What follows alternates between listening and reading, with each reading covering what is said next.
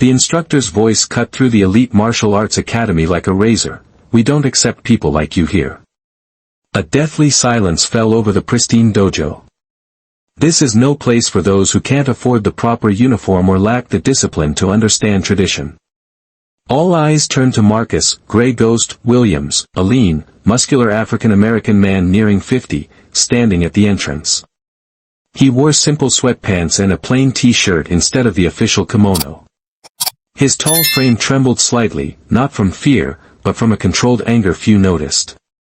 "I paid the registration and tuition in full, sir." Marcus's voice was firm, surprisingly calm despite the public humiliation.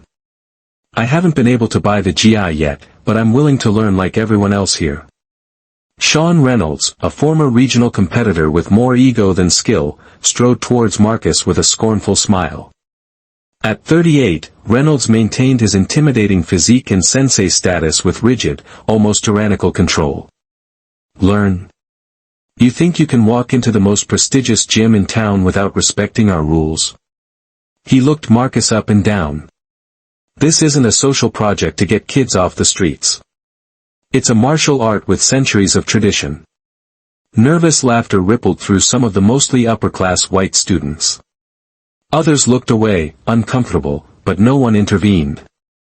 "I can buy the kimono by the next class," Marcus offered, not backing down an inch. "I worked as a delivery driver for 3 months to pay for the registration here." Reynolds crossed his arms. "It's not just about the clothes, kid. It's about respect, discipline, tradition, things you clearly don't understand." He turned to the class. "Today, we'll demonstrate why selection is important in this sport. A lesson about who belongs and who doesn't." With a swift gesture, Reynolds grabbed Marcus's arm. "Come to the mat. Let's show everyone why we don't accept just anyone." Marcus's heart pounded, but his face remained impassive as Reynolds practically dragged him to the center of the dojo. Students formed a circle, some filming, eager for the spectacle. "Attack me," Reynolds ordered, assuming a defensive stance. "Show me what you know." "I'd rather learn first, sensei," Marcus replied, aware of the trap. "You're not here to learn. You're here to serve as an example." Reynolds lunged, applying an arm lock that sent Marcus crashing to the ground with a thud. "That's why we don't take just anyone here," he declared to the students, holding Marcus down. "Especially kids who think watching a few YouTube videos makes them fighters." More laughter, louder this time. Reynolds increased the pressure, causing visible pain. "Maybe you should try something more suited to your abilities," he continued, finally releasing him. "Basketball, perhaps, or hip-hop." What no one noticed as Marcus slowly got to his feet was the small metal object that slipped out from inside his t-shirt, a set of military dog tags, that he quickly tucked back in. "Can I try again, sensei?" Marcus asked, his voice strangely controlled. Reynolds frowned, annoyed he hadn't broken the man's spirit. "If you insist on wasting your money and our time." Allison Hall, a respected purple belt, watched, noticing a calculated patience in Marcus's eyes that seemed completely out of place. That night, as he cleaned the mats, a special task Reynolds assigned the newcomer, Marcus touched the dog tags hidden against his chest. No one at the gym could have imagined that the YouTube kid was Marcus Williams, a seasoned U.S. Army veteran with years of combat training, or that his real mentor was his own brother, a former national Jiu-Jitsu champion who had given up competition to serve in the Special Forces. The same man who had secretly trained Marcus since he was a teenager, teaching him not only techniques but the art of strategic patience forged in the crucible of military operations. As he scrubbed the mat, Marcus smiled to himself. It was a smile that didn't belong on someone who had just been humiliated, but rather on someone exactly where he planned to be. If you're feeling that mixture of anger and curiosity to see how the situation will unfold, don't forget to subscribe to the channel. After all, sometimes the greatest power lies in being completely underestimated, and what comes next in this story will show you exactly why. In the weeks that followed, Reynolds turned Marcus's life at Elite Martial Arts Academy into a meticulously planned hell. Cleaning bathrooms, washing sweaty kimonos, organizing equipment, all before he could even step on the mat. "Discipline," Reynolds would say with a crooked smile as he watched Marcus scrub the locker room floor. "When you learn that, maybe we can talk about technique." During class, Marcus rarely participated in practical training. When he had a chance, it was only to serve as a punching bag in Reynolds's painful demonstrations. "Do you understand how to do that?" Reynolds would ask after throwing Marcus violently to the ground. "That's how we neutralize larger opponents who lack technique." Behind his apparent submission, however, Marcus absorbed every movement, every technique, every little detail. On the rare occasions when he was able to participate in pair training, he demonstrated an unusual intuition that caught the attention of the most observant. "You've practiced before, haven't you?" Carlos "The Rock" Mendez, a blue belt and former military policeman, asked him after noticing how Marcus instinctively adjusted his center of gravity. "There's something about your movement that isn't beginner-like." "I've watched a lot of videos," Marcus replied with a reserved smile, the same excuse he always used. It was Allison Hall, the respected purple belt at the gym, who finally approached him after a particularly brutal class. "Meet me at the cafe on the corner in 10 minutes, she whispered. "I need to talk to you." Away from the prying eyes of the gym, Allison got straight to the point. "What's your game, Marcus? No one can take what you're going through without a reason."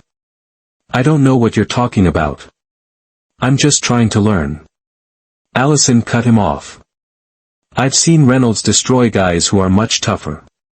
They quit within a week. You've been here almost a month. And on top of that," she hesitated, "you deliberately hide what you know." Marcus sighed, recognizing in Allison something his brother Marcus always mentioned: sometimes you have to trust someone to win impossible battles. "My brother was a national champion before he joined the Special Forces," he finally revealed. "He trained me since I was a kid. Reynolds trained with my brother when they were young. When my brother won the national championship, Reynolds spread rumors that he was on steroids. The investigation proved it was a lie, but the damage was already done." "So, this is about revenge?" Allison asked. "It's about justice," Marcus corrected. "Reynolds destroyed my brother's reputation out of jealousy. Now he runs a gym where he humiliates people he considers inferior.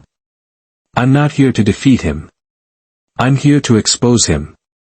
At the gym, Reynolds was planning his next humiliation.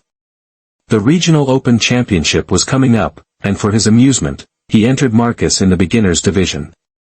"Williams," he announced during practice, "you'll be representing the gym in next month's regional tournament." "In the beginners division, of course." Murmurs of surprise rippled through the dojo. Marcus simply nodded. "Thanks for the opportunity, Sensei." "Don't thank me yet," Reynolds laughed. "You'll probably get knocked out in the first round, but it'll be a good lesson for you to understand your place." What Reynolds didn't know was that 3 nights a week, Marcus trained in a small basement in the south side of town. The space belonged to Carlos Mendez, a former teammate of Marcus's brother and current instructor at a community gym specializing in combat-adapted techniques. Allison had sought out Carlos at Marcus's suggestion. "He needs to hone his skills without raising suspicion," Allison explained. "And he needs a coach who understands the situation." Carlos, who had his own stories about Reynolds, accepted immediately. "Your brother was like family to me. If his brother has half his talent, Reynolds is about to get a lesson he'll never forget." In secret training sessions, Marcus finally showed his true potential. His technique, refined by years of training with a champion and adapted through his military background, impressed even Carlos. "Your brother taught you well," he observed. "But Reynolds will be prepared for someone with basic skills. We need you to look like a beginner with occasional flashes of natural talent." The key was to convince him you're no threat. As the tournament drew closer, Reynolds intensified his training for Marcus, basically using him as a partner for increasingly painful demonstrations. That night, after the dojo closed, Reynolds received an email from the organizing committee confirming a change in one of the categories. Due to an administrative error, a competitor had been registered incorrectly. Reynolds frowned as he read the name, Marcus Williams. His initial disdain turned to confusion as he continued reading. According to the updated roster, Marcus would not be competing in the beginner category. An attachment with his competitive history indicated previous experience, qualifying him for an advanced category. Impossible, Reynolds muttered, opening the attachment. There it was, a history of regional competitions under the name Marcus Williams, including 3 first-place finishes in junior tournaments and several inter-service military championships. Meanwhile, in his small apartment, Marcus stared at the framed photo of his brother on the wall. Next to it, carefully hung, was the kimono his brother had worn in his last championship, an item Marcus had never worn, saving it for the right moment. "It's almost time," he whispered to the photograph, touching the dog tags around his neck. The truth that was about to emerge was that the most satisfying revenge is not in defeating an opponent, but in forcing them to face their own reflection in front of the world they built for themselves. The day of the Regional Open Championship dawned with an almost electric energy. The elite martial arts academy arrived as a group, all uniformed in immaculate kimonos, all except Marcus, who arrived separately, carrying a battered backpack. Reynolds intercepted him immediately. "What the hell is this advanced category registration business? Did you forge documents?" "I didn't forge anything, Sensei," Marcus replied calmly. "I just submitted my real record." "Record? You don't have a record." Reynolds almost spat the words. "You're pathetic on the mat." Allison approached. "Reynolds, your weight class is being called for confirmation." In the locker room, Marcus took out the carefully folded GI that had belonged to his brother. The colors were slightly faded from age, but it still bore the discreet emblem of his old team, the same one where Reynolds and Marcus's brother had trained together. The military dog tags were placed on the chest, visible this time. An announcement echoed over the loudspeakers. "Due to an exceptional situation, the first fight will be between Sean Reynolds of Elite Martial Arts Academy and Marcus Williams, also of Elite Martial Arts Academy." Reynolds emerged from the organizer's office furious. He had tried to protest the change, but the committee was adamant. "What did you do?" he asked as he found Marcus near the mat. "What kind of dirty trick is this?" "No games, Sensei. Just poetic justice." The crowd gathered around the center mat, intrigued by the visible tension between the two competitors from the same academy. The referee called them both to the center. Reynolds bowed stiffly, his eyes fixed on Marcus, who returned the gesture with a precise, almost military bow. The referee signaled the start, and the fight began. Reynolds immediately advanced, trying to establish dominance. To everyone's surprise, Marcus did not retreat. In a movement so fluid it seemed rehearsed, he dodged the grab, created perfect imbalance, and executed an impressive throw that sent Reynolds to the ground with an audible thud. Before Reynolds could recover, Marcus was already in position, isolating the instructor's arm in an articulation lock, executed with surgical precision. Reynolds's face contorted as he realized he was completely dominated. 14 seconds. That was the total time from the start of the fight to Reynolds desperately pounding the mat, signaling his surrender. 14 seconds to dismantle years of arrogance. The silence that followed was deafening. The referee, stunned, took an extra second to raise Marcus's arm and declare him the winner. "Perfect technique," someone in the crowd murmured. "Just like Marcus's brother in the 2010 national championship." Reynolds stood up, shaking. "That was luck," he muttered, loud enough for those closest to him to hear. "It wasn't luck, Reynolds," replied Carlos Mendez, approaching the mat. "It was pure technique. The same technique your brother taught Marcus for years." "Brother?"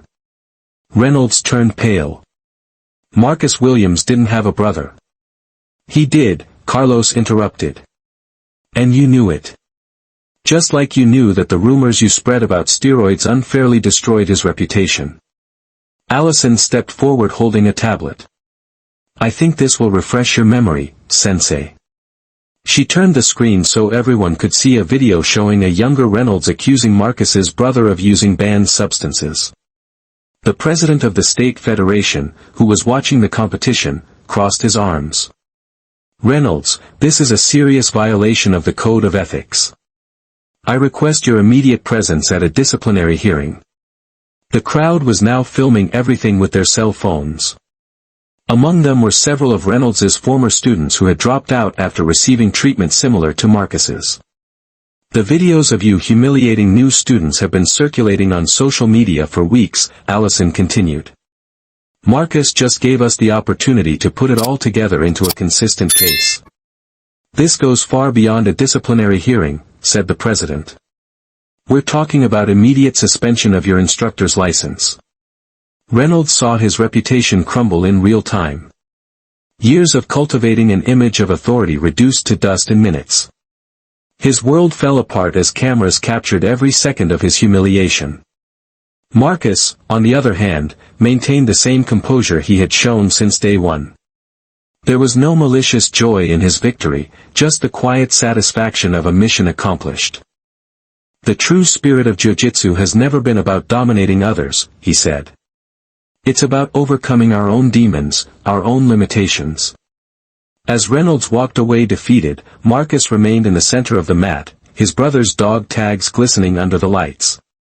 He was no longer the young man who had been discriminated against and humiliated, but the embodiment of a powerful lesson, that true strength never comes from intimidation, but from the character that reveals itself when no one else believes in you. In the weeks following the tournament, the martial arts community was transformed by what became known as the 14 seconds. Videos of the fight and the confrontation that followed went viral, racking up millions of views and sparking intense debates about ethics in martial arts instruction. Reynolds faced the total collapse of his career. The federation not only suspended his license but also opened an investigation into years of abusive practices at elite martial arts academy.